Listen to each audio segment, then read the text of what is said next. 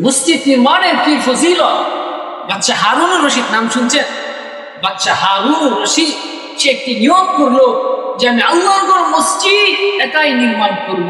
তোমাদের কারো সাহায্যের প্রয়োজন নাই, তোমাদের কারো দান দেওয়া হবে না, আমি আল্লাহর ঘর মসজিদ একাই নির্মাণ করব। যে কথা সেই কাজ।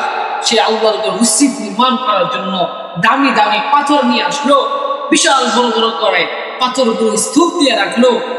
মসজিদ নির্মাণের কাজ শেষ হয়ে গেল। মুসল্লিরা সেই মসজিদে ইবাদত বন্দি করতে শুরু করে দিল। সেই মসজিদের মধ্যে মুসল্লিরা নিয়মিত নামাজ আদায় করতে শুরু করে দিয়ে দিল।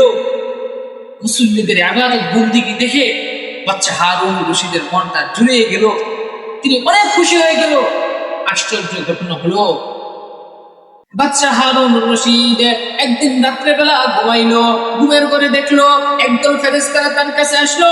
আসার পর বলতেছে, ও বাচ্চা হারুন রশিদ, তুমি যে বড় আশা নিয়ে একটি মসজিদ নির্মাণ করেছো, তুমি বড় আশা নিয়ে আল্লাহর ঘর মসজিদ নির্মাণ করেছো, তুমি বড় আশা নিয়ে আল্লাহ তাআলাকে খুশি করার জন্য মসজিদ নির্মাণ করেছো, আল্লাহ তাআলা খুশি হইয়া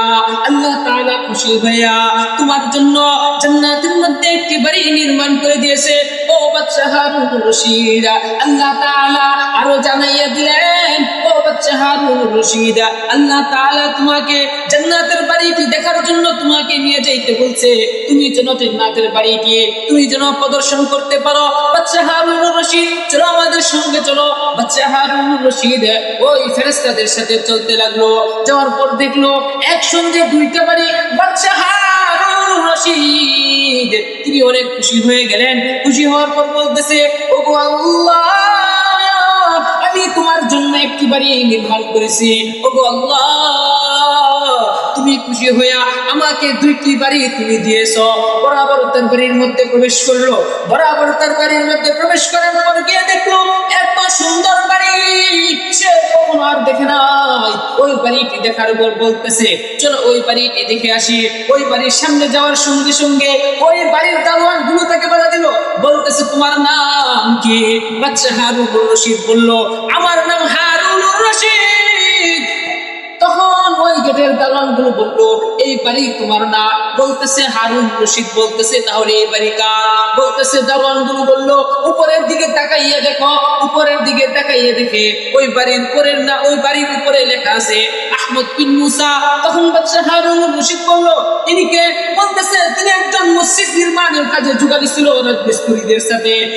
সঙ্গে সঙ্গে বাচ্চা হারুন রশিদের ঘুম ভেঙে গেল।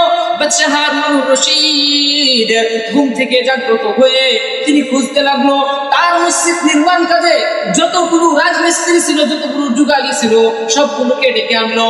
আনার পর বলতেছে, তোমাদের মধ্যে আহমদ বিন মুসা কে? তখন একজন ডাকিয়া একজন বলল, লাব্বাইক, আমার নাম হলো আহমদ বিন মুসা। বলতেছে, তুমি জান্নাতের মধ্যে বাড়ি কিভাবে কিনলা? বলতেছে, আমি জান্নাতের মধ্যে বাড়ি কিভাবে কিনেছি আমি তো সেটা জানি না, তবে আপনি যখন নিয়োগ করেছিলেন আপনি একাই মসজিদ নির্মাণ করবেন, আপনার মসজিদ নির্মাণের কাজে কাউকে আপনি সহযোগিতা হিসাবে নেবেন না, কারো দান দিবেন না, কারো সদকা আপনি নেবেন না, আপনি একাই মসজিদ নির্মাণ করবেন। আমি কিছুদিন আগে আমার পৈতৃক সম্পদ থেকে আমার জমিনে একটি কূপ নির্মাণ করে কূপ খনন করেছিলাম।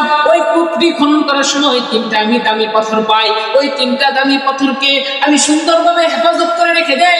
যখন আপনি নিয়ত করেছিলেন মসজিদ নির্মাণ করবেন, আপনি যখন দামি পাথরগুলো এনে স্তূপ দিয়ে রাখলেন, তখন আমার এই তিনটা দামি পাথরকে আপনার দামি পাথরের সঙ্গে মিশাইয়া দেয় এবং আমি আপনার সুন্দর মসজিদের সামনে দাঁড়াইয়া দোয়া করি, আল্লাহ,